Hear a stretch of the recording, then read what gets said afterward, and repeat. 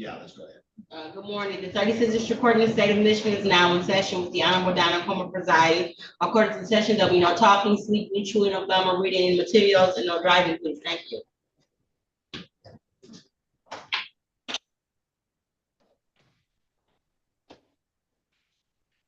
All right, Mr. Kirschenheiter, what matter are you on, sir? Hey, Judge. I am here on Capital One versus Payne. It's 986 for the last three. All right, thank you, sir. All right, this is case number 24-169986. This is Capital One versus Frederick G. Payne. The matter is before the court involving of a motion to set aside a default judgment. The record should reflect in this matter that the default judgment was entered when the defendant failed to appear. All right, your appearance for Capital One, please.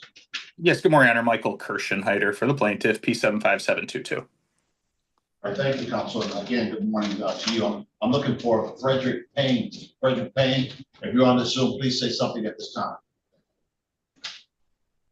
Right. It's a few minutes after 9:30. The matter is set on for 9:30. I don't see Mr. Payne indicating. Mr. Payne, if you're there, please say something at this time. Mr. Kirschenheiter, I'm going to give it a few minutes to see if Mr. Payne's going to come in, and I'll come right back to the matter. Judge, actually, I have another matter at 10 with Your Honor, and I'm also kind of double booked here. So if the court's all right, I can come back at that time, and if he's here, we could take it up if the court would allow. Yeah. So whichever way you want to do it, when you're able to come back, because of course, if I'm able to hear this one, then I'd like to get that out the way too. And, whatever your other one is, we'll put them together. What's the suffix on the other one that you have, the last four? 4023. All right, and I have my hands on that one as well. Thanks, so, Judge. All right, sir.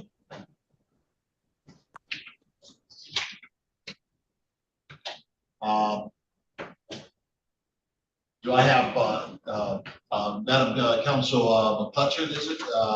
Which matter are you on, Counsel? Good morning, Your Honor. I'm Body Mechanics for Cynthia Hutchins versus Auto Club. All right, thank you, Counsel. All right, this is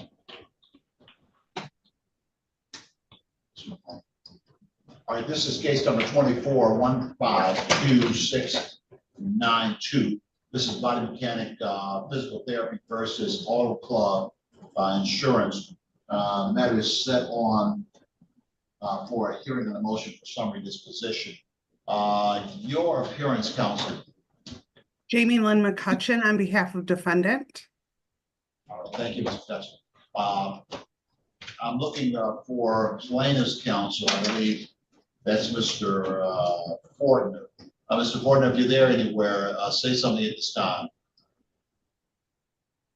All right, so counsel, I'll give it a few minutes and see if Mr. Fortner is going to come in, unless you have some information to update me. I do not have any information to update you, Your Honor, nor did I receive a motion for summary disposition. I have that indicated. Let me look at the file for just a moment. Thank you.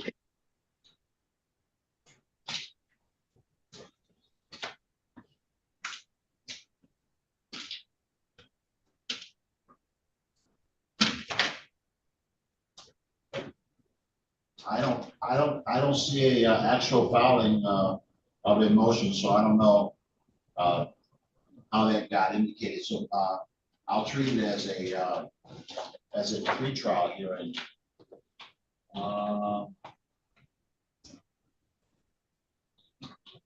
You see my notes that said that on the 27th of February, said neither party appeared. I indicated the motion hearing was adjourned. So let me look a little bit further. I don't see a motion by it. So I'll come back to it. Let's give it a few minutes to see if Mr. Porter is going to come in, and then we'll retry and see what's going on. All right, Your Honor, and I'll reach out to Mr. Fortner as well. Thank you. Thank you.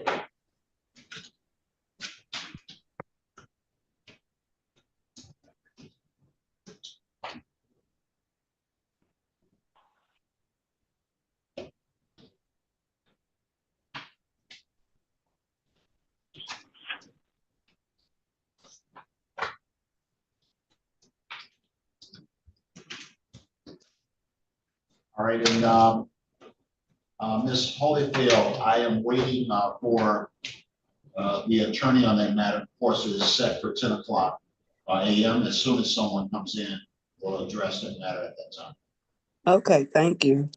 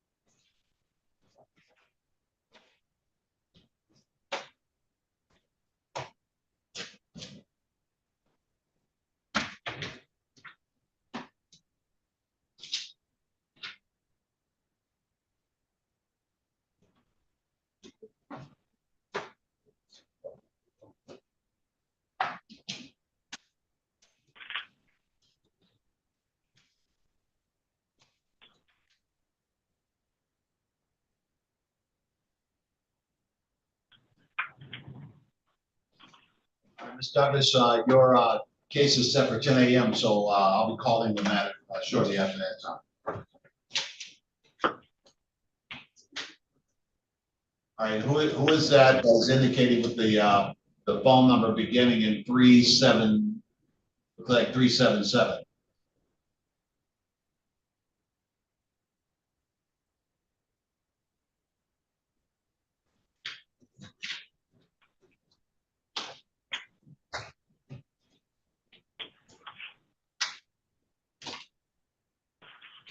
Again, who do I have there? You're there. I see your phone number starting with 313377. Who are you? Sherman Slaughter. All right, thank you, Mr. Slaughter. Good morning to you, sir. I'll be calling you. Good back morning, shortly. Doc. Good morning, George. Thank you, sir.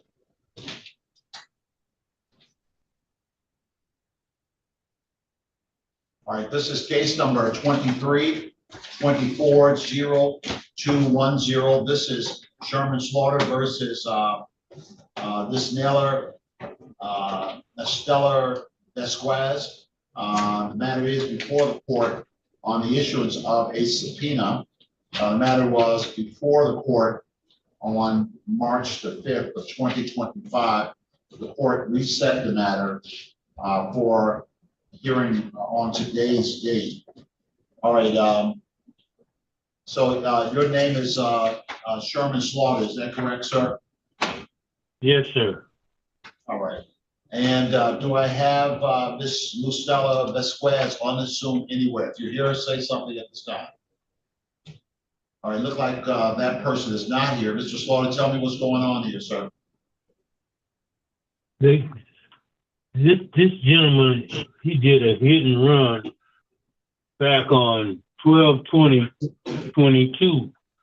He hit my vehicle that was parked in front of my house, and he kept going, and the neighbor got his license plate number and gave it to me, and I called the police. The police went by his house and gave him a ticket. Okay, let me So- stop you.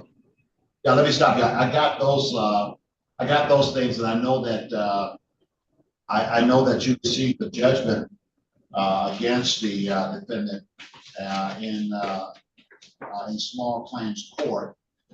And, he has not paid you. It looks like I set up a partial payment plan,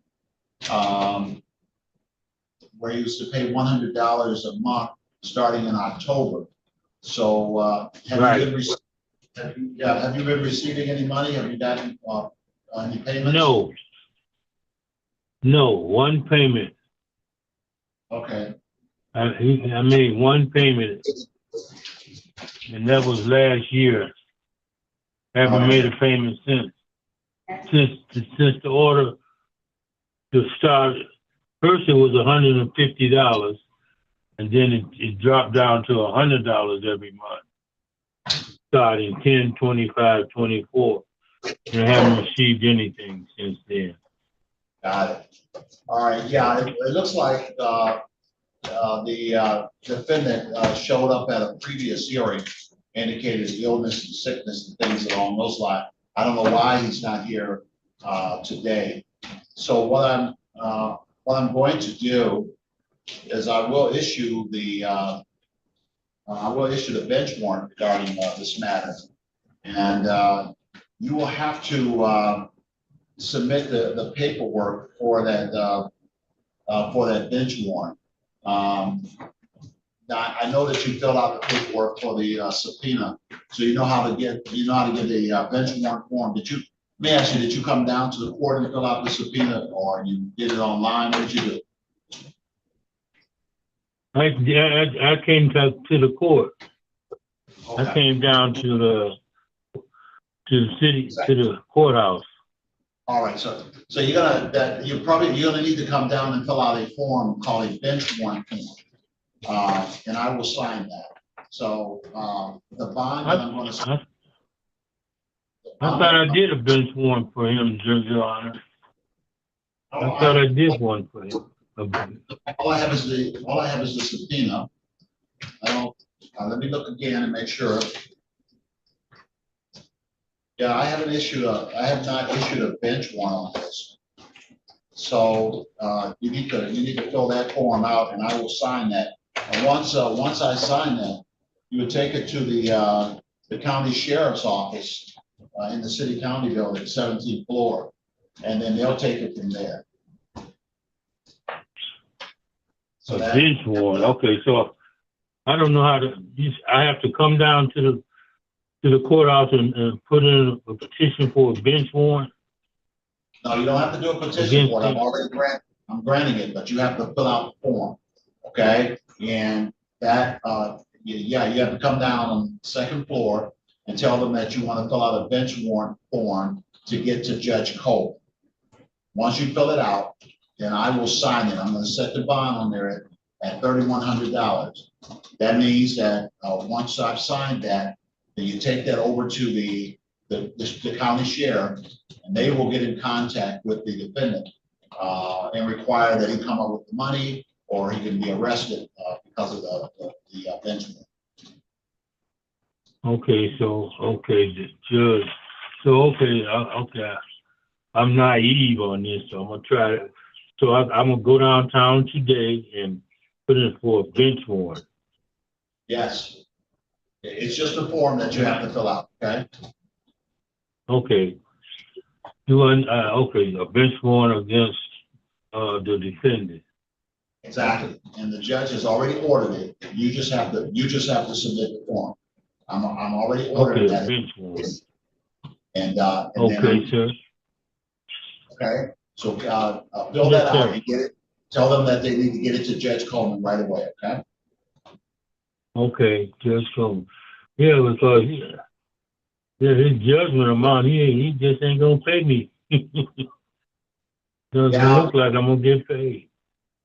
Well, you have to go through all the steps, and this is, you are walking through the steps of it, so sometimes it's when the sheriff shows up and with an arrest warrant, sometimes they start coming up with money Oh, okay. there. Right? All right, Judge. I'll go down there and do a bench warrant today. Yes, sir. All right. Okay. Thank you, Judge. Thank you. All the best to you. Yes, sir.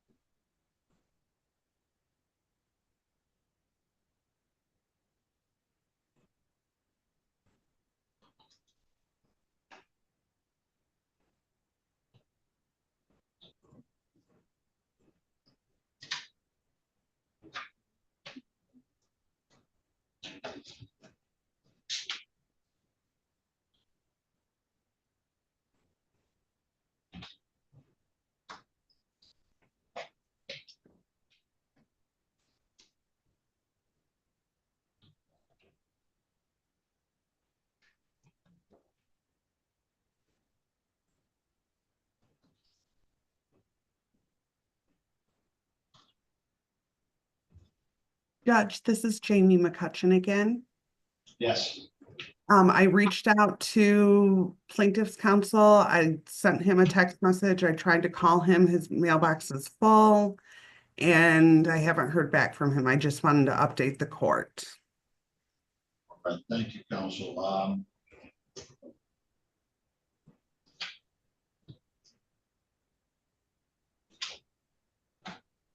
right, so you could wait a bit more. I could set another day to try to renotice it. What are your thoughts about that, counsel? It's up to the court. However the court wants to do it, I'm more than happy to take care of it.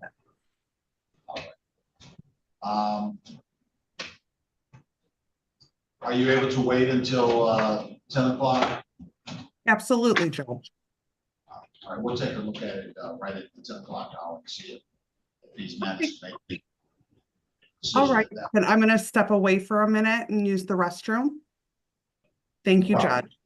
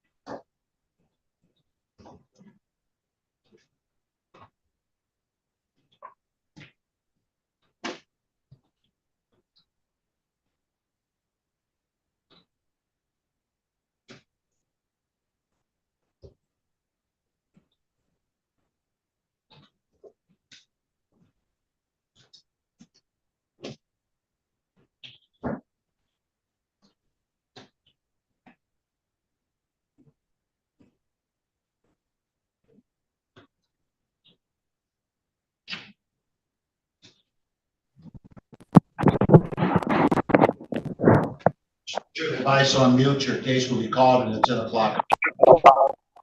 Device on mute, Ms. Day.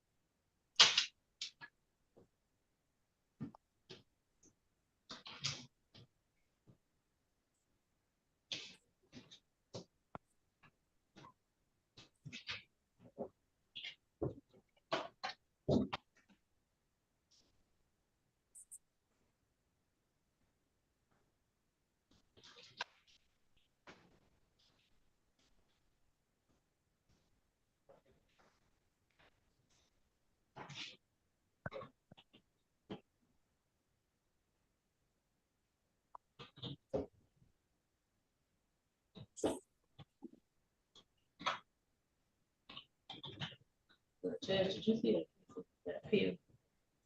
Yeah. I don't know. They sent it to Judge Sabrina. They sent it down. It should seem like. Let's go. Yeah. So about this one right here? Yeah. Yeah, I think I had ordered this in my room. Yeah. No, they're pulling it to the court, to the circuit. Oh, It's not from small.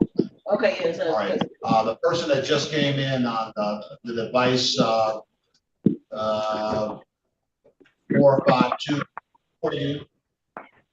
Yes. Who are you?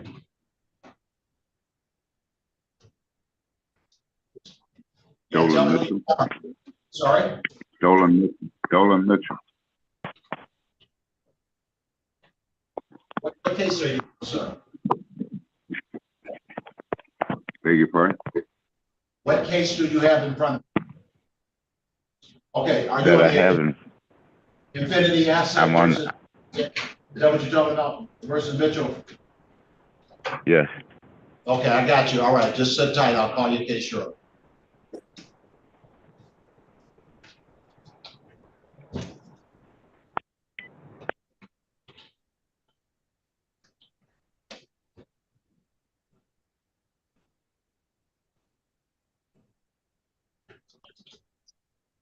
Do you want me to call Mr. Werner's office here? Yeah, see if you can get in contact. What attorney is trying. He's usually on. Right, so much.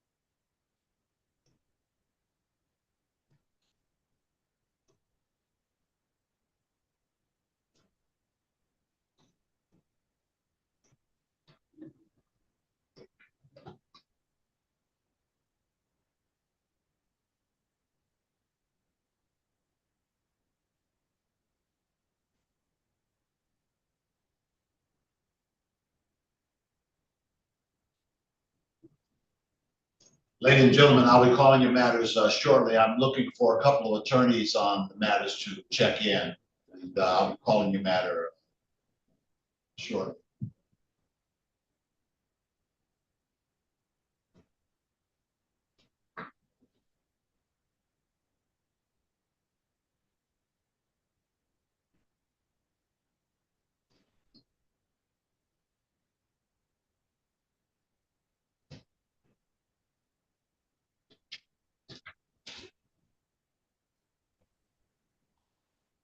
Madam Counsel, what matter or matters are you on? Give me the last four digits, if you will. Yes, Judge, it's 8007 GC.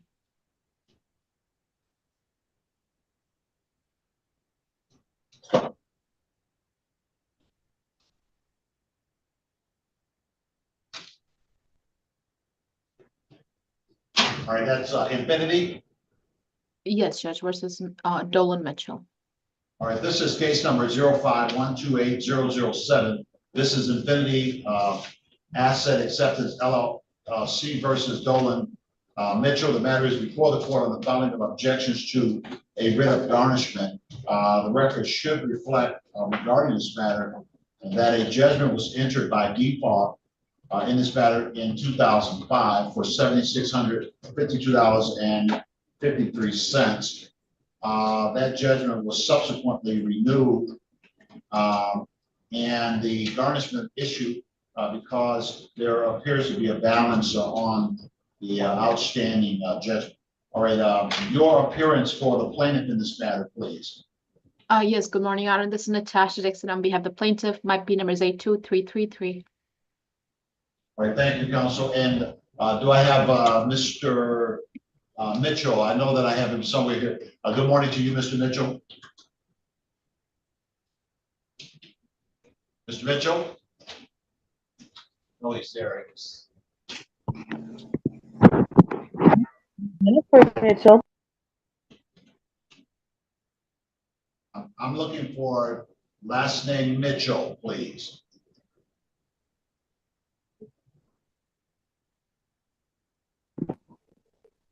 You're indicating Tate. Your name is not Dolan Mitchell, is it?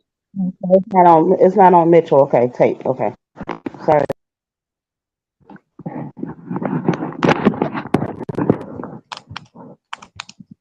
Do not unmute until I call your case, please. I'll have to hang you up if you do. You have to stay on mute until I call your case. Mr. Mitchell?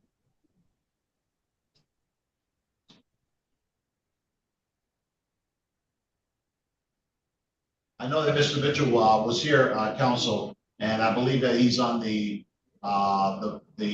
cell phone with the suffix 2780. The objection to the writ of garnishment says something about plaintiff failed to notify defendant properly, never received notice to appear.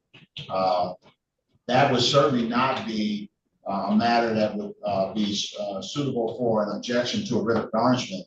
It sounds like the defendant is attacking the underlying judgment in this matter. I am concerned, counsel, as you address this. It looks like, well, I do see a renewal date of 9/23/15. So I guess that means the judgment still has some validity to it. All right, counsel, you may speak at this time. I'm sorry, Judge, I missed the last part. Yeah, I was saying that I'm calling for Mr. Mitchell. He's not responding, and I indicated that I was concerned about whether the renewal date, and then I found that the renewal date was in September of 2015. So there still seems to be some time left on this judgment. Yes. What are your thoughts about the objection in this regard? Yes, Judge, we just, as we said in the response that, I mean, this is a default judgment, so I'm not sure what he's referring to as far as a notice to appear. But certainly we do have a valid judgment. We did file a garnishment. And pursuant to MCR 3.101K2, none of it's not what he's saying. It's not any of the, criteria basically to object to the garnishment. This is why, Judge, we are requesting that the court deny his objections. All right, Mr. Mitchell, I know that you are there. If you're having problems unmuting your device, you would hit *6 on your device to get you off of mute.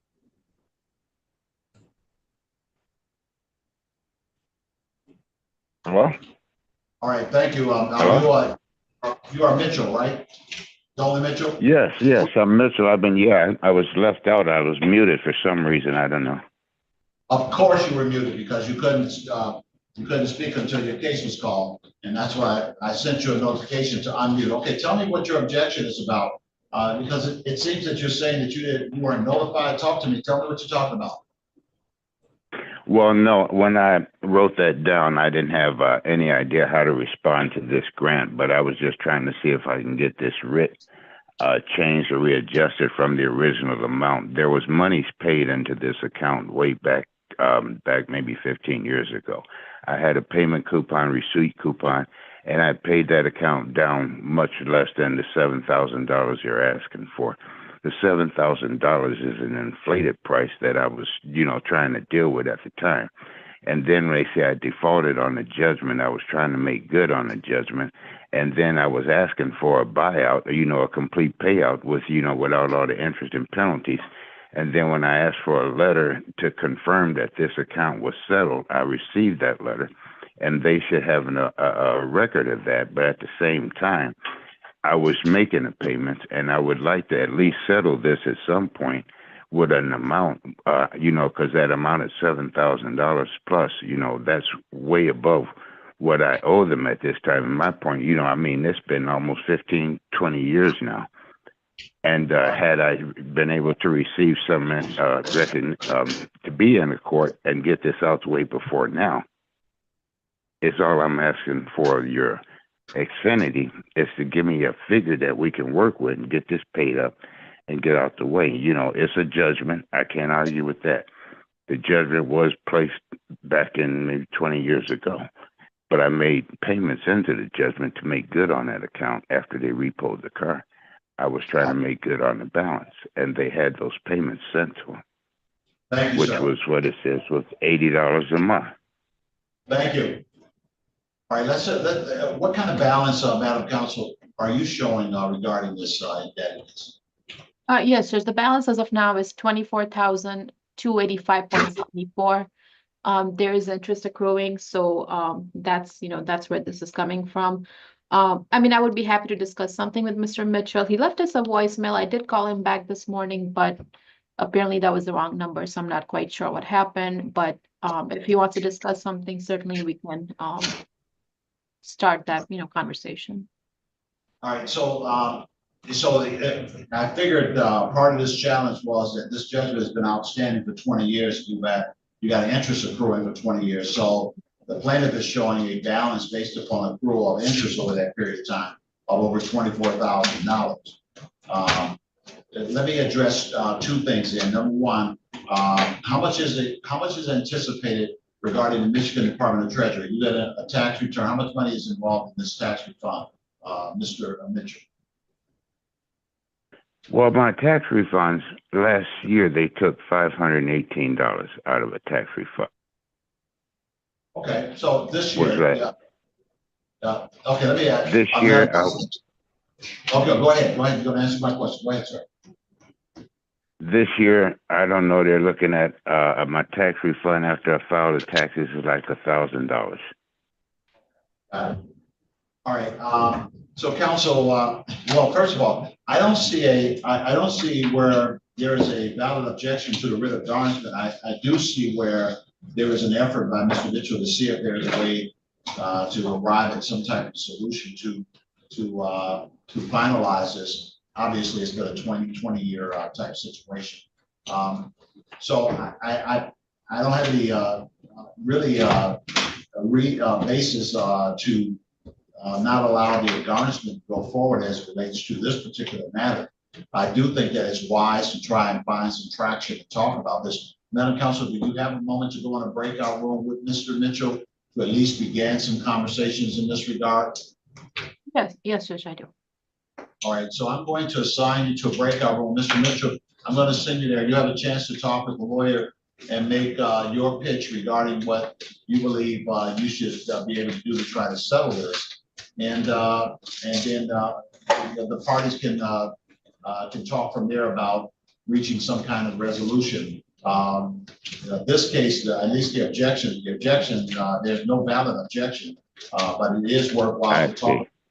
Parties can reach an agreement to try and settle the whole case. So I sent you a notification, sir. Just click in, and the attorney is going to be there, and then the two of you should be able to talk about this. All right, Madam Counsel, looks like he's already clicked in, so go ahead and see if you can speak. All right, thank you, Judge. Should we come back to the courtroom after our discussion?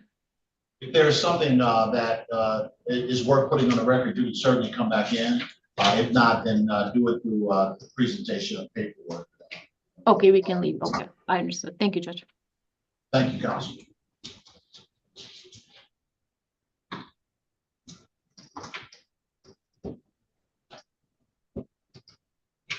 Just one moment.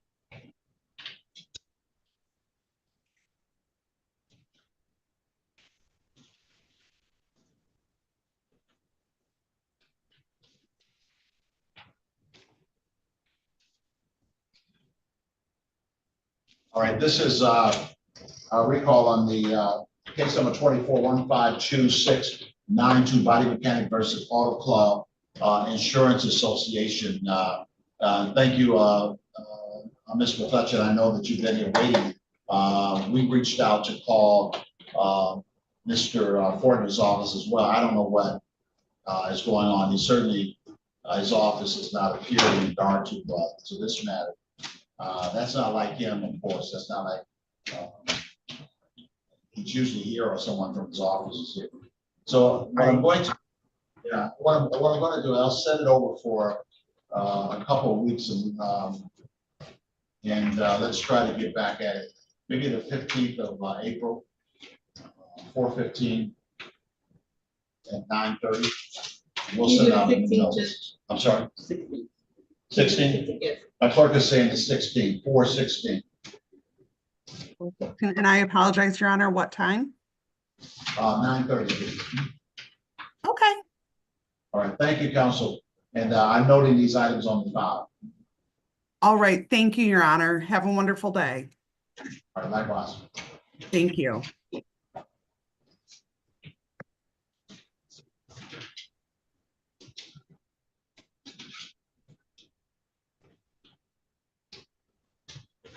Do I have, counsel, well, Mr. Pesci, which matter are you on, sir? Suffolk. Yes, sir. It was Mr. Prest you called, sir? Yes, you're on the Pesci versus, okay, I got it. This is case number 15-104891. This is Joe Pesci versus Margarita Holyfield. The matter is before the court after instruction on objections to a writ of garnishment. The garnishment is asked to the Michigan Department of Treasury.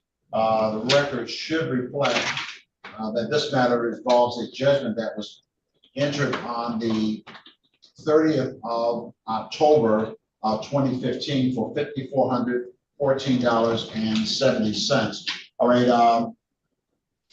your name for the record, sir. Joseph Prest, Your Honor. All right, thank you, Mr. Presti. Do I have Margarita Holyfield on the Zoom? Yes, Margarita Holyfield is here. All right, thank you, Ms. Holyfield. Good morning to you, ma'am. Good morning.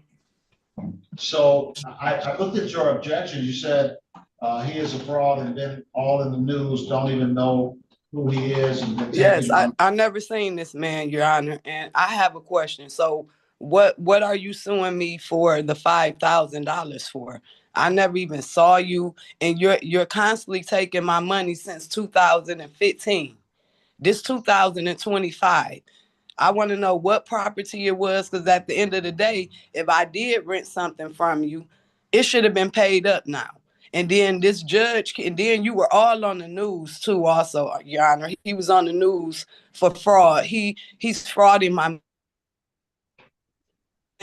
He already got like thousands up out of my mother. My cousin had a case against him. Serena Holyfield, Rosalind Holyfield. I want this man to stop taking my money that I work hard for. All right. So most of what you're telling me about the media or anything and sorry about that. And to add in, I didn't.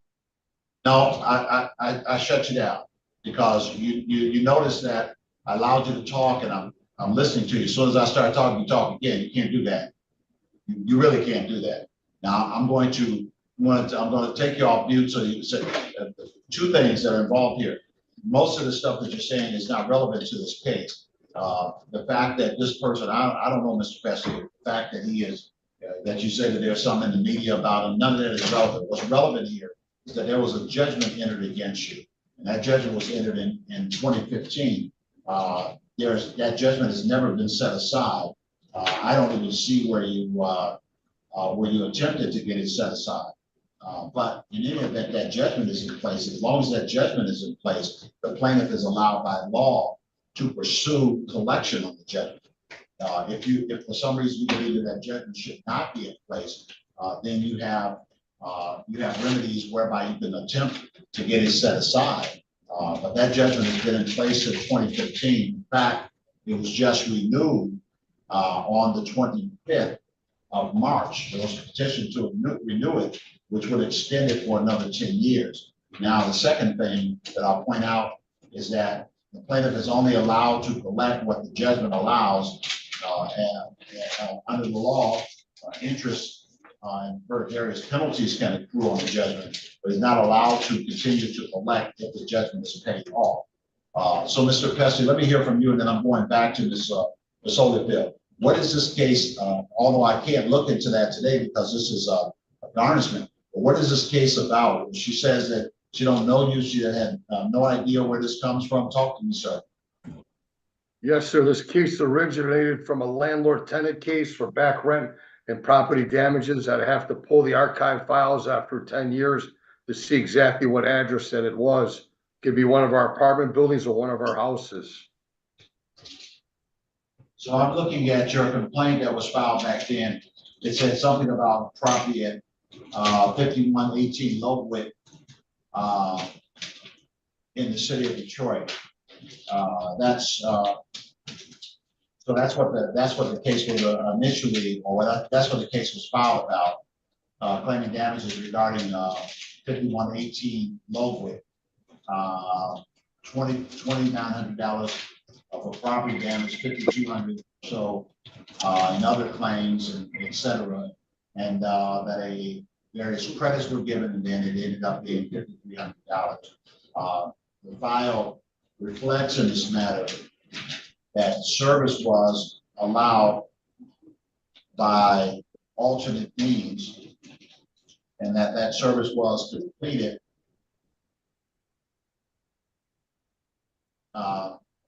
it further provides that the defendant did not respond to the complaint, and that subsequently the judgment was entered by default. The default entry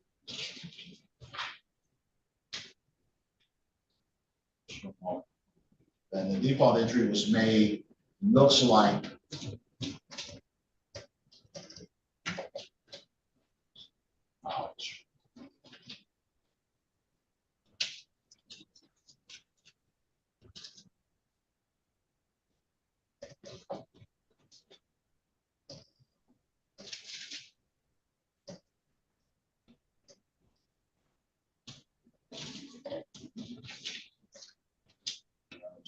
just reviewing the file.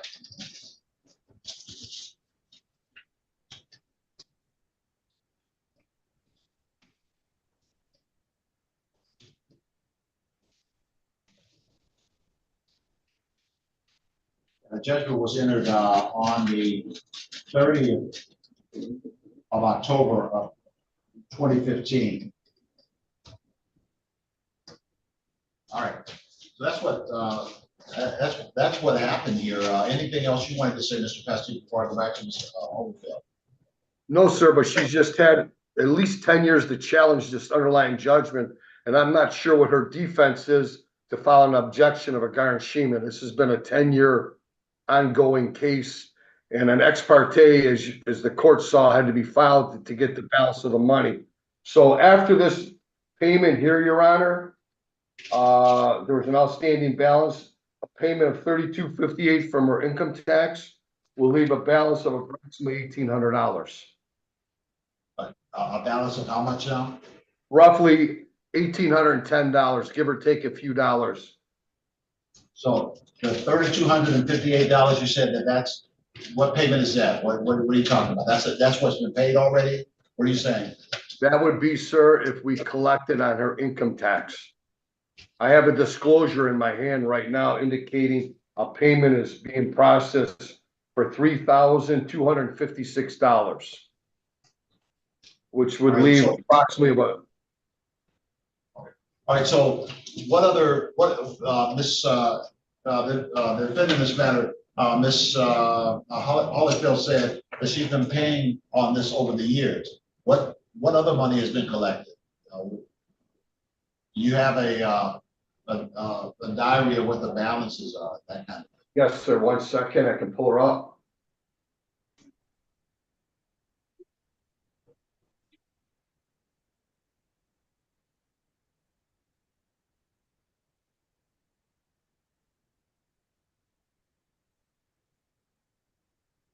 There's only been $1,725 that's been paid on this account since the last 10 years, Your Honor.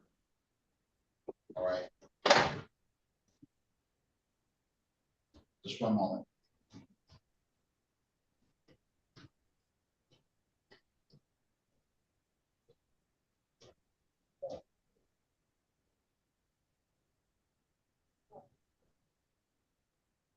So the combination of the garnishment and the previous payments would come to 4983. The judgment in this matter, of course, was 54. 5414.7. So without interest, that would be about a $500 differential. So you're saying that there's the other 1,300. Where's that coming from? Interest, Your Honor. There's a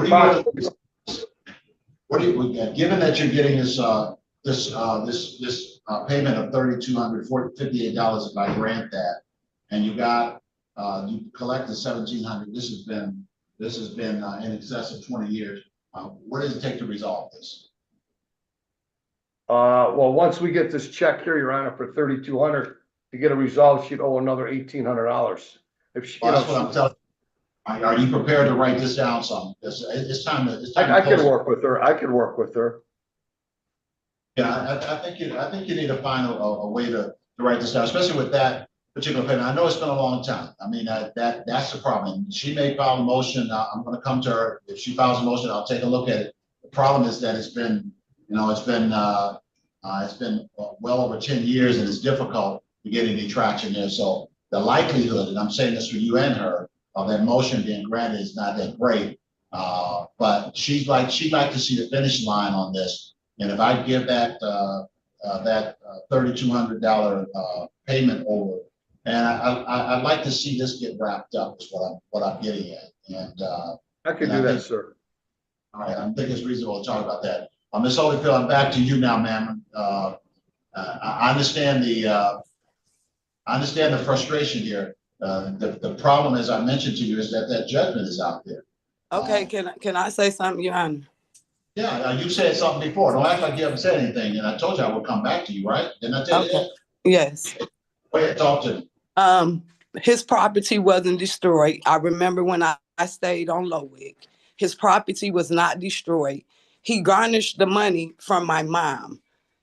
For us, we didn't pay for 1 month rent, and we end up moving out and haven't been there since. And he been taking my money ever since. I don't grant that he keep my $3,200 something because I feel like he got what he's supposed to get. And I don't know why he added on that I destroy his property, because I'm not a nasty woman and never have been. And like I said, I feel like it's fraudulent going on. He have a P.O. box, and I never received anything to come to court, Your Honor. Never. If you see them documents that I left at when I came in the 36th District Court, it don't have a case number on it. It don't have anything going. And this man been taking my money all this time. I do remember staying on Lowick, and we moved out. And he garnished my mom money for that. So I understand, they can garnish both of the parties and this and that. But I don't understand that part. But this man, he's making this up. He's making this up. It wasn't nothing destroyed. Now, if it was anything destroyed, it was after I left. But I don't grant he take my money. I need my money. I work hard for it. And I just want him to stop taking my money, period. All right. Here's the problem. The problem is that all of the issues that you're raising at this point, when the case was filed against you, and over the last 10 years, if you were going to raise those issues, you were supposed to raise those issues within the time permitted by law. And you did not raise them in the time permitted by law. That's the problem. At a hearing objecting to a writ of garnishment, I can't even take any of that into consideration. There's a court rule that specifically says that the only issues that you can raise in this hearing are issues such as, I've already paid it, the judgment is satisfied, I have a payment order, I filed for bankruptcy. Otherwise, what you'd have to do is you'd have to do pre-judgment matters. That is trying to get that judgment set aside. The problem is you have a judgment against you. That's the problem. And that judgment is still in force. As long as that judgment is in force, it allows a person who has that judgment to continue to collect against you. That's the problem here. It's the issues that you raised that maybe, as you say, that the case shouldn't have been brought against you. It was. A judgment was entered against you. This is the only reason that someone can take your money is because there is a court order judgment against you.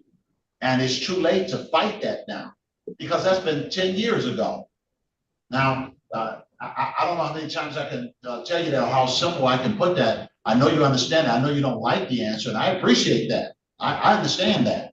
And I would like not to give the other side your money. I would love to do that. But you have a judgment against you. And there's not a whole lot that you can do because there's a judgment against you. And it's been 10 years, and there's nowhere in the file that, even though there have been garnishments filed against you, actions taken against you, never in 10 years have you filed to try to get that judgment set aside. You've never done anything to try and get it set aside. And now 10 years later, you say the judgment should not be against you. It's too late. All right. So Can I? I'll listen to you again. Go ahead. So can I answer that why I didn't file? And I'm being honest because I was scared to come down to the courtroom because I thought I was going to be arrested because I had issues, like far as, with the law. And that was the only thing that stopped me from coming. And he basically knew that anyway. So yes, I was scared to get arrested, which I had got my matters taken care of within the 10 years. And I just got that settled or whatever. So that's why it took me so long. Because yes, I was scared of jail, and it wasn't nothing major, but it was just that, I got into a little trouble. That was the only thing. That was the only reason I didn't come fight him. That was the only reason. All right. And if you look up my record, you will know exactly what I'm talking about. I got it, man. And listen, I wouldn't, and nobody should hold against you anything that has to do with any matter that you have problems with. People go through and have situations, and that I would not use any of that against you. I can't use that against you. That, I understand. I appreciate you bringing those things to my attention. The problem is that there's not a box for me to check that gives you the right to then get this judgment set aside because of the situation that you were going through at the time. The passage of time on these issues are so critical, and there's not I don't even know if you would have been able to get it set aside even if you had responded. But earlier, 9 or 10 years ago would have been a much better posture to try to deal with that. It's been 10 years now, and I don't have a rule that allows me to look back and undo this at this point. So the problem is that judgment is standing against you, and until that judgment is satisfied, that gives Mr. Pesty the right to come after resources that you may have. And one of the easiest ones is, of course, every year people file the state tax return, and that state tax return is open season. That's the problem. All right. Excuse me, can I say one more thing? Yeah, go ahead. So it was a paper for a statement saying this Robert Townsend something guy, he's taking 1,000. So what do that have to do with it? It's not just $3,000 and some change he's trying to get. It's 1,000 and something else in somebody else's name. Well, it must be somebody else that has some lawsuit or something against you. No, it was sent with the paperwork for him. Mr. Bessie, you know what she's talking about? What is that, sir? No, sir, I have no idea who a Robert Thompson is, sir. Well, can you look at that paperwork? It's Robert something. I don't know the last name, but I don't know if it's his attorney or something. I submitted it with my paperwork. He took 3,000 and something, and the other guy took 1,000 and something. One moment, ma'am. Because it was originally $5,000. $5,544.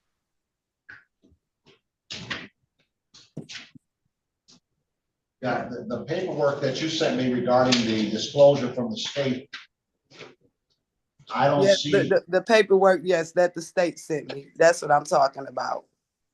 I'm looking at that and I see a disclosure that deals with Mr. Pesky. And that disclosure addresses,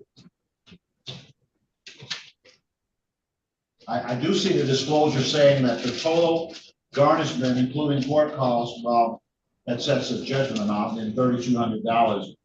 I don't see another person receiving anything. Yes, Your Honor, I submitted the paperwork. Wait, and I can't click on my phone, or I'm gonna leave off this. That's okay, ma'am. That's okay. I've dealt with this enough. All I'm telling you is that the paperwork that you sent me that came from the state of Michigan garnishment disclosure, I have that. I'm looking at it. Only reason I have it is because you sent it to me, and I appreciate that. I'm looking at it, and that document is telling me that the $3,256 is being directed to Mr. Pesky. That's the only case that's in front of me. That's the only case that I have. If someone else is taking any money from you, or they're giving money to someone, looks like something in Mr. Ruzin's office, that's another case. That's a 2017 case. So Mr. Ruzin's office looks like they've garnished for $1,075.44. Yeah, they got $1,000 coming to them. So you got a judgment there, and you got a judgment in this case. Anytime you have judgments against you, the income tax garnishment money is going to be taken because of those judgments if they timely file them. But that other case is not in front of me. It's just this case that's in front of me, and Mr. Pesky is going to get that portion, and that reduces the judgment amount. And what I've tried to do here today, and I've taken more time than I normally take on these because I know this is important to you, is to get Mr. Pesky to come to some number where this can be resolved, because he's saying, based upon interest calculations, that there's an additional $1,800.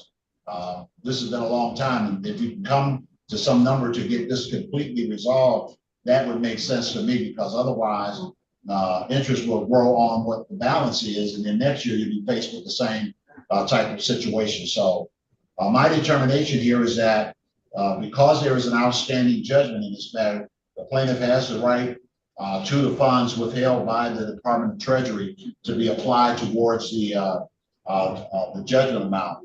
I'm going to take a chance and put the two of you in a breakout room to see if maybe you can resolve that balance and find a way to lock it down with no further interest and get this case closed out.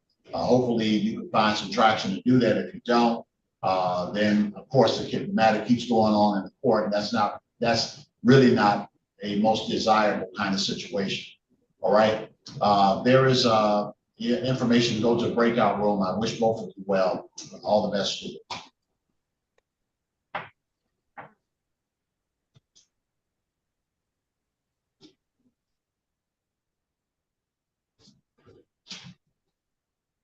All right, this is case number 12-113454. This is LBMB Funding LLC versus Jennifer Tate. The matter is before the court on the filing of objections to a writ of garnishment.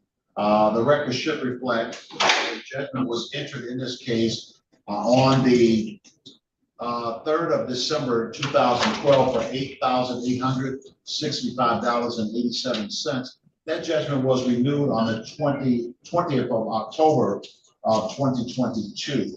All right, your appearance for LBMB Funding. Let me see, I believe that counsel is. Just one moment. Do I have Jennifer Tate on the Zoom? I believe I see Ms. Tate. Good morning, Ms. Tate. All right, your appearance for LBMB Funding, please. For LBMB Funding on funding LBMB Funding versus Tate, your appearance, please. Mr. Rosen, are you on this matter? I'm here, but I don't have any notice of that hearing. Can you give me the name of the defendant, please? Okay. I got too much noise going on. Ms. Tate, I shut you down because you got noise in the background. Ms. Tate, you got some noise going on, and that's why I shut you off. You got to quiet the noise. I'm coming right back to you, ma'am. But there's something in your background that's making noise. I don't know if you're outside or whatever, because I'm not able to hear. It's making noise in the system. Okay, so see if you can correct that, okay? Now, Mr. Rosen, I thought that maybe you were on this LVMV funding matter. You're saying that you're not? Mr. Rosen, I may be, but I don't have notice of the hearing, Judge. If I'm on the attorney of record there on the ROA, I am, but this is a surprise to me because I did not get notice of the hearing today, but I'll try to wing it on the objection. Okay, looks like I see on this case, Mr. Rosen, Michael Beach. I guess that's the attorney there. Are you in that office or no? I don't, No, I'm Judge, not. I can, Michael Beach. yeah, sorry to interrupt, Judge. I'm in Michael Beach's office. I can step in. We didn't get notice of this one either. All right, your appearance at this time for LVMV funding, please. Good morning, Your Honor. Alexander Popov appearing on behalf of plaintiff P84378. All right, thank you. And Ms. Tate has filed objections to the writ of garnishment. This judgment has been in place since 2012. She indicates in her objection that she never received anything regarding this bill. Ms. Tate, let's see if we can go ahead and unmute yourself and let's see if I can hear you. Yeah. Are you outside somewhere or something? No, I'm in my house. Sorry. Here, man. Just hang up the call right back. Do you have two devices on? Oh, I have my phone 30. Yeah, that. Is that better? It was better. It sounds like you. Okay,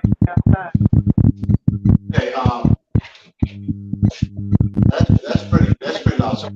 Do this for me, Ms. Tate. Just hang up completely. Call right back in. I'm letting you right back in. Let's see if we can get rid of this guy. Okay.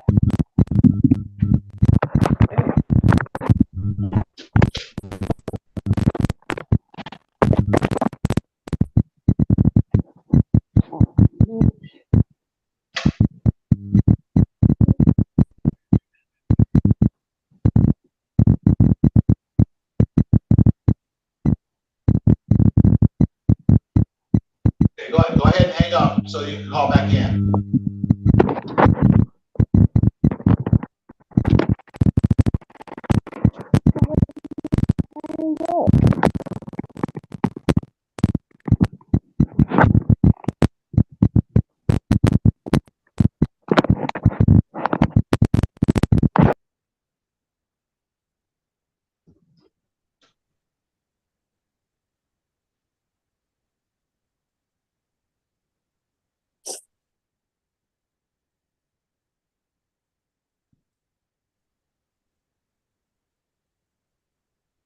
Council, I'm trying to wait for Miss Tate to come back in. Mr. Pesci and Mr. Pesci, were you able to get that matter resolved with the other side, sir? Yes, sir. She just started a job. She's got some bills to be paid. So I says, you know what, take some time, whatever it is for you. Here's my number. If you need a month or two, pay off some of your bills, you get back in your feet, give me a call. So she was happy with that and we'll work something out for her, sir. All right, sounds good. She looks like a good person. We want to help good people. All right, sir. All right, all the best. And hopefully it gets worked out and be able to shut this down a little bit. All right, I wish. Thank you, sir. I'm going to leave the meeting now. We're done. Y'all done. Yeah. Have a great afternoon, sir. Thank you, Your Honor. Bye-bye. Bye-bye. All right. Bye-bye. Welcome back. Thank you. Welcome back, Ms. Tate, on the subject 3454. All right, ma'am. Let me hear you. Say something. Hi. Oh, Can you hear me that's better? better. Okay. That's a whole lot better. All right, tell me about this. Of course, garnishing the state income tax return. You got this judgment that's been in place for a long, long time. Tell me about this, ma'am, about your objection. Well, first of all, I never received any paperwork for it. And when I came down, he told me that it's a credit card of $7,700. I don't even know when this card was even made. Um, Between 707 and 13, I didn't have a job. So I don't know how I would have a $7,700 card, and I didn't have any means of income. And I never got any paperwork for this card or anything. I just found out about the card when I came down because I didn't even know what this judgment was for. All right. So the court file shows that service was completed in this matter back in 2012 at an address on Asbury Park, and that no answer was provided to the complaint, and that's what ultimately led to the entry of the judgment back then. And of course, that's been a long time ago, and I'm looking at the summary here, just a moment. And I see where there were previous attempts to intercept income tax returns back in 2016, back in 2015. I didn't have any income really coming in. Yeah. So, ma'am, the law does not allow you to object to the underlying judgment in a post-judgment matter. So if you're attacking the underlying judgment, you generally would have to try and file some type of motion to try to get that underlying judgment set aside. That judgment is in place. And looking at the file, I don't see anywhere along the way where you filed any motion to try to get that set aside. And so that judgment is still in place. And the objection that you raise is that essentially it never should have been entered. But I can't allow that objection. That the law does not allow me to consider that. The judgment's already entered. In other words, you want to jump backwards, and I'm not saying that pejoratively, but you want to jump backwards, and there is no law that allows me to let you jump backwards on an objection to a garnishment. The objection to the garnishment deals with after the judgment is your objection that you raised regarding the judgment is that you would have to raise in regard to the judgment, not in regard to the garnishment. Now, I know that those differences might not seem much to you, but the way that the law applies, the court rules and what have you, they make an incredible difference. So you've not stated to me a valid objection to this writ of garnishment, and the judgment has been in place now for about 13 years. Let me hear from counsel, and I'll come back to you, counsel. Yeah, Judge. I was just kind of looking at the file. We also renewed the judgment as well. Looks like in 2022. And you know, in regards to her objection, we would say that our position is that it's an invalid objection because it attacks the underlying judgment. Yeah, the court rule is really clear on that, ma'am. You're dealing with the underlying judgment as opposed to the garnishment, and you're not allowed to do that at this stage. And I know that you're not a lawyer and all of that. That's why I've taken a moment to try to really hash that out so that you understand it. There's no way that you can attack it based upon going backwards. There are things that you may be able to do, but of course, the longer delay between the entry of that judgment and trying to get it set aside, the more difficult it is to get it set aside. So it's been I guess 13 years, and you never filed a motion to set this aside. So I don't see a valid objection to the writ of garnishment. If there's something that you can do, it's going to be related to trying to get the judgment set aside. That's what you would have. And I don't know if you can get that set aside or not. Ma'am, you had something you want to say? Go ahead, ma'am.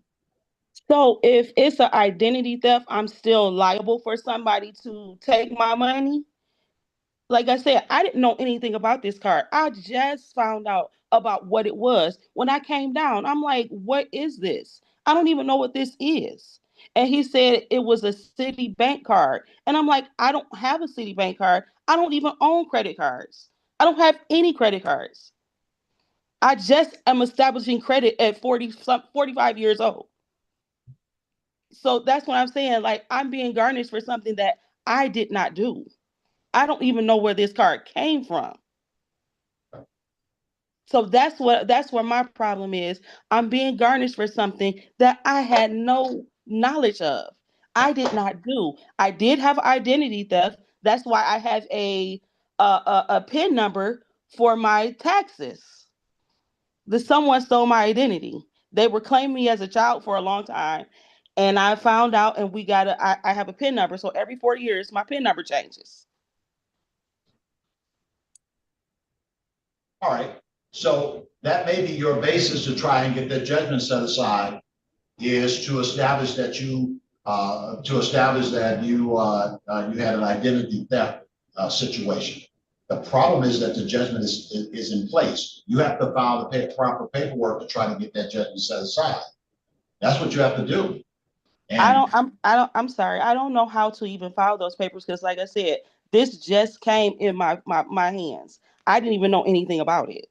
Nothing about it. I had no paperwork, no knowledge at all of this. yeah, and I understand you, and I heard you when you told me that the first time. I'm sorry. But what you're not doing is you're not hearing what I'm telling you, and I know why. Because what I'm telling you is not pleasant information to you.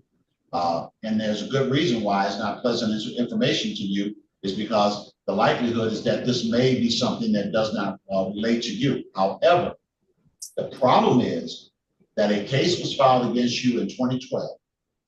That case was not responded to. A judgment was entered.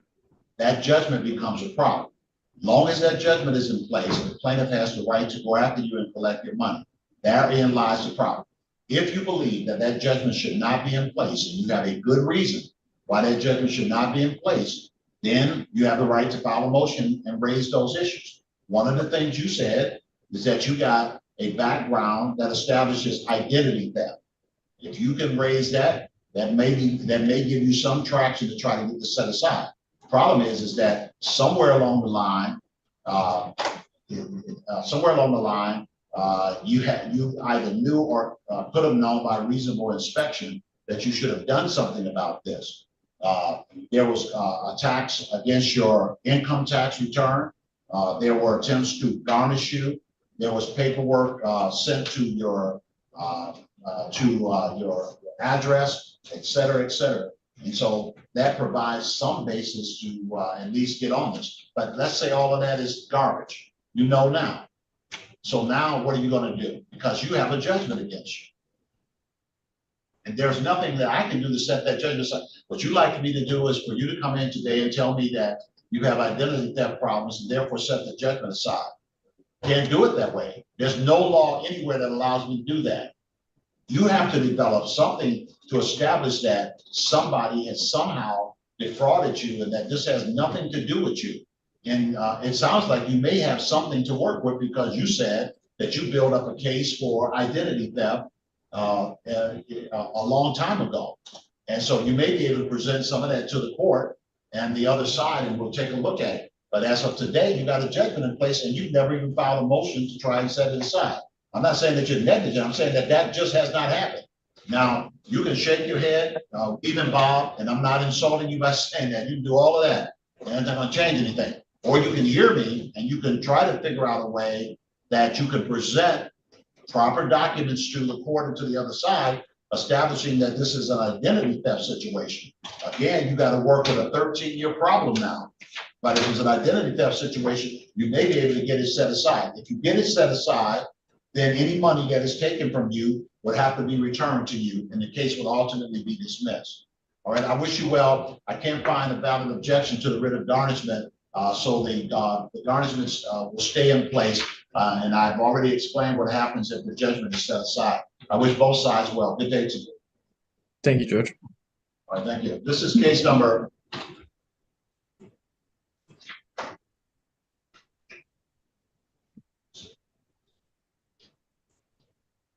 Case number 19-156574.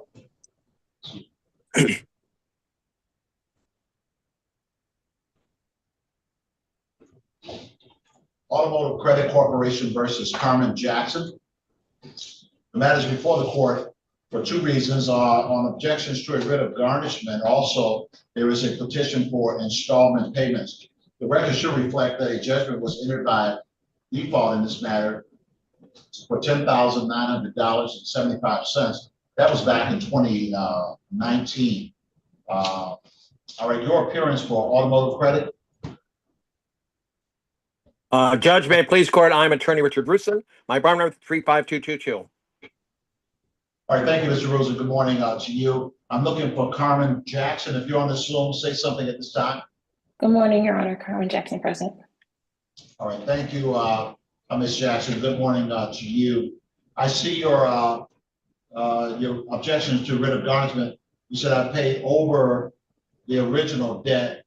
Now with interest, it states I owe more than the original after payments. So, well, that doesn't sound like an objection to the garnishment. Let me ask you. Yeah, okay, you also filed asking for the right to make partial payments. So, tell me what you're asking the court to do, Ms. Jackson. Your Honor, the original debt was $10,900, and at the time of that filing of January 27th, when right now they're garnishing income taxes and my job income. So at the time of January 27th, they've stated that I've paid $6,161 of the $10,900. In this month alone of March, they've taken $800 in income held from my job, as well as $769 in the income taxes, which now would bring the total paid to almost $7,756. So at this point, I called a couple weeks ago and asked them about possibly maybe debt settling. They said that I would have to pay $9,000 more to settle it. At this point, I'm just asking if there's some way to just consider it debt settled, consider I paid almost $8,000 of the original $10,900 to stop them from taking money out of my job. I'm as a single mom, I can't afford to pay them $800 a month from income, and I'm trying to raise kids, as well as with the interest that's occurring. The interest is almost double the debt, even though I've paid almost $8,000. It's like I would never be able to pay this off. It's like it's not attainable. All right, Mr. Rosen, how much? Can you give me some information? How much money has been received on this and what the balance is? You got some information, sir? Yes, Judge, I do. Just a second. I was looking at something. I was looking at the original car note. I can say that I have been paid in hand, that I have received on this judgment $7,349.54. That's 7,349.4. Two of the problems that it has on the facts of this case is that the case is based on an automobile deficiency balance, and I was reviewing the April 18th, 2016 car note that defendant had for a Kia automobile, and unfortunately her automobile note, believe it or not, had an interest rate of 23.95%, really high interest. By law, of course, once judgment, well, actually more than that, when summons issued in this matter back in 2019, the interest, as the court knows, gets capped pursuant to MCLA 600.6013 at 13%. So the interest on her note that's been merged into the judgment is 13%. And unfortunately for defendant, the judgment here entered on June 17th, 2019. Today we're on the record on March 25, 2025. So we have almost 6 years worth of 13% interest, and compounded by the fact that under Michigan Court Rule 2.625, there are legally what are called taxable costs. Well, what does that mean? Well, it means that every time there's a filing fee for a garnishment or a judgment lien or any of that things, there's a filing fee, there's a service fee, and those are added to the amount of the judgment. I will close by saying that I'll be happy after the close of the proceedings send a itemization of the balance due and the money paid on judgment. That'll be in the court record, and I'll send a copy to Miss Jackson for her records. And unfortunately, she signed on for a car note with a high interest rate, and there was a big balance based on the amount of based on the amount of the summons way back 6 years ago that was filed for $8,478.24. With that, Judge, I rest. All right, so I will order an accounting within the next 30 days to just lay out what has been received, what has been paid, copy to be sent to Ms. Jackson. I didn't know. Yes. I didn't know that this was related to a vehicle as such, but therein lies the problem with this, Ms. Jackson, is that 13% interest. And unfortunately, the state law and the statutes cap it so that the full amount of interest does not, or interest charge does not carry over to the judgment, but 13% does. And so what has happened, although you've been making payments over that 6-year period of time, interest has been accruing on whatever balance remained, and that balance has been going up by that 13%. That's the problem in this case. So what balance do you have, Mr. Ruza, or do you have a balance at this time? Yes, Judge. Currently, as we speak on the record, based on my oral argument vis-a-vis the Michigan judgment statute rate, the Michigan court rule for taxable costs, I am showing a balance of legally due of $13,310.87. Judge, since I'm on the record now at the moment, I have to tell you that I do not have in hand that was mailed to me a copy of defendant's motion for installment payment. I can tell you that I will stipulate to an order anything exceeding the interest rate, which on the monthly it's $147. I don't know what Ms. Jackson has petitioned to pay every month, however. She's petitioned to pay $75 every 2 weeks. Right. Well, I'll stipulate to that, Judge, because the interest is right now $147. She's breaking even at that rate, but I'm fine with that. I'll stipulate to that order. All right. So Ms. Jackson, obviously the situation that you have here is a bad debt that turns into a bad judgment that just kind of goes on and on.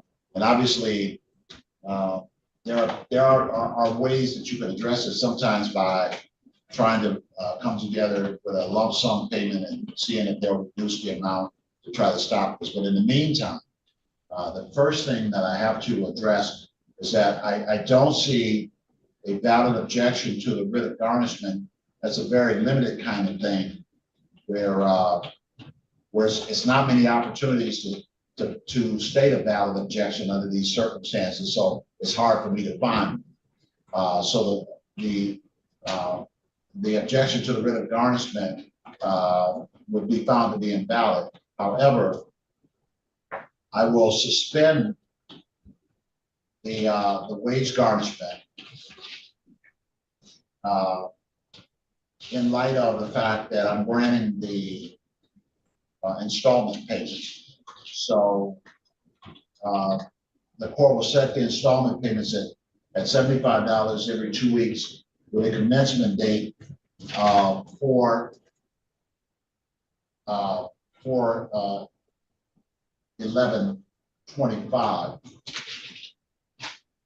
and so that will stop the writ of garnishment against wages as long as you make the payments. Again, within the next 30 days, they're going to send you a itemized statement of what money's been received, what money's been paid. I know that there was a difference between about $300 between what you calculated and what they have. That could be that there's money in transmission that hasn't gotten to them yet, but that's been taken from you already. But the bigger problem is the interest on this, and there's not a lot of things that I can say about that. But I will grant the installment order for you to make those payments, and that way the garnishment will be released off of your income. All right, I do wish you well, ma'am. All the best to you. You'll get 2 orders from me in the mail. I just have one question, Your Honor. Is there any way to receive any documentation today to provide to my payroll, or no? Yes. They just asked to, like, if I could give them something by 1 o'clock today, to try to show them, because it's payroll week, that'll let them ease up this pay period. All right, so ma'am, what I'm gonna have you to do, if you will chat on your device, if you will chat an email address, I will have some, my orders to you today. Okay. Yes, thank you, Your Honor. Go ahead and put that in the chat, and I'll get it out to you right away. Okay. Yes. Thank you, Josh. All right. Thank you. Good day to both of you.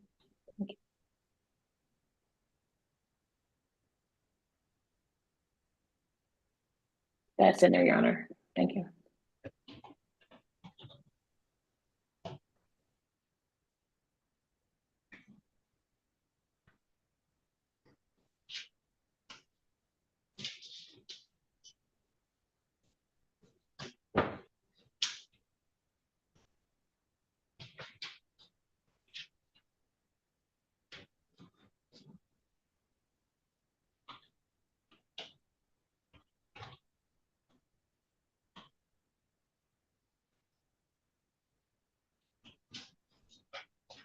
And I'll give you the chat information on this one. Get those on.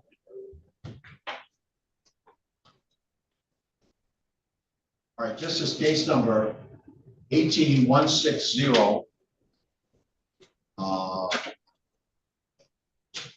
794. This is Credit Acceptance Corporation versus Danielle Douglas and Benny Robinson.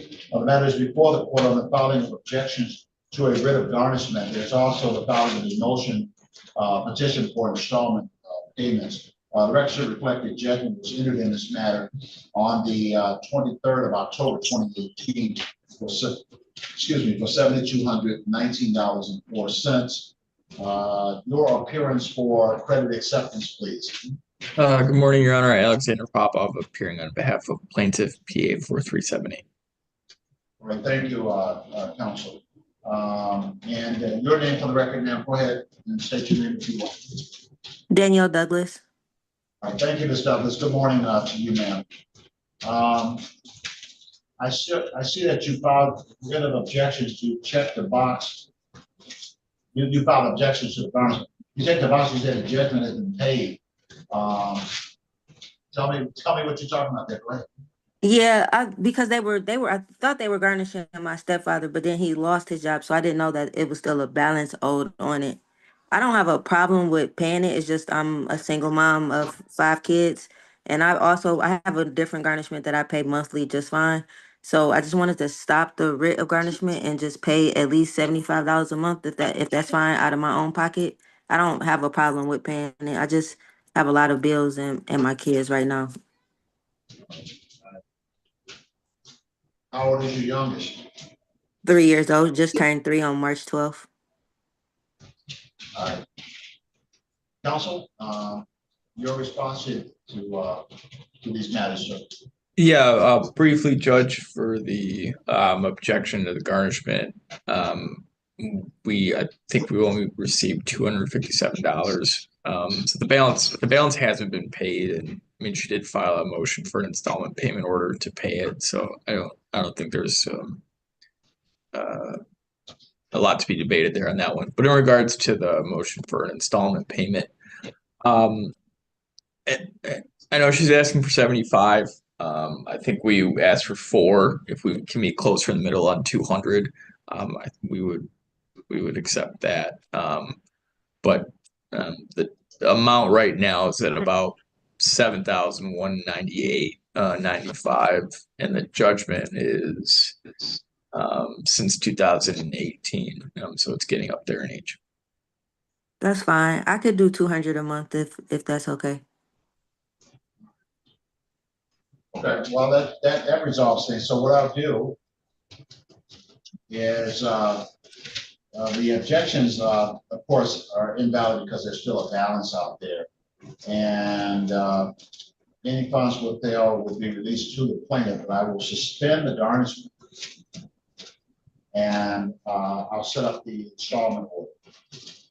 So the installment order will provide as follows, $100 every 2 weeks. And, I'll start that. Well, let's put it the 18th of April. And then you make the payments to the attorney's office. They'll give you some information in that regard. All right, ma'am. You understand? Okay. Yes, I understand. That's fine. I just wanted to make sure that the address that they have is correct because that was my grandma's address before. So I think they have it though. I think I got a letter in the mail recently. I just wanted to make for sure that they have the right address so I can know how to pay. Okay, so the address that I have for you is on Monaco. That's the No. address you. Yeah, that's Okay. that's my mailing address. But I gave them my actual physical address, which is the one on Leona Street. Do you have that, sir? No. I do. So you probably want to, ma'am, you probably want to check me your address because the paper will send out, will be sending it to the address on Monaco. If you want to have your correct address, then send that to me in the chat. If not, the paperwork will go to Monaco. You okay with that? That's fine. I'll go over there and get it. I know they have I know the attorney office. I talked to them recently, so I think they have the address as well. So I'll get both copies. All right. I wish you well, ma'am. I'm signing the appropriate orders and you'll get this in the mail in the next few days. Okay, thank you both. All right, thank you. Good day to you. You too. Thank you, counsel. Thank you, Judge.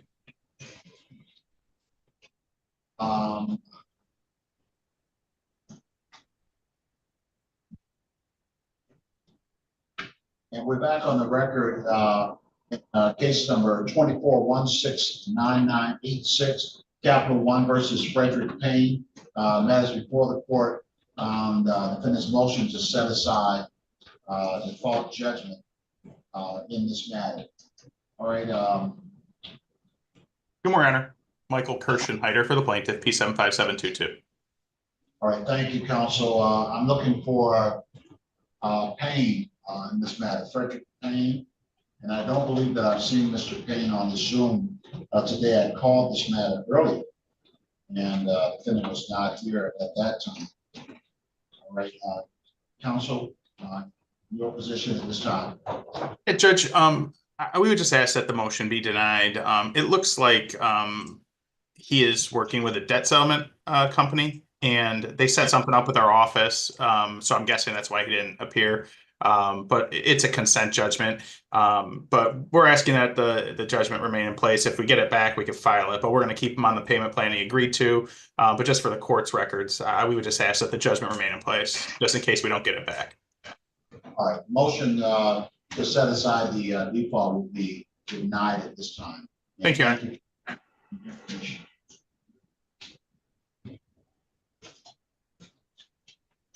All right, the court calls at this time 15-104-023. This is credit acceptance corporation versus Naisha Henderson. Naisha Henderson. The matter is before the court on the following objections to a writ of garnishment regarding this matter. The objections indicate that there is a bankruptcy proceeding, although no case number was mentioned in this regard. Your appearance, counsel. Morning, Your Honor. Michael Kirshenheiter for the plaintiff, P75722. I'm looking for Ms. Henderson, and I do not believe that I've seen Ms. Henderson in court today. So it appears that she has not appeared on her objection to the garnishment. Counsel. Thank you, Your Honor. We would ask that the objection be found invalid. We haven't received notice of a bankruptcy. Obviously, if we had, that would have ended the case, but we have not, so.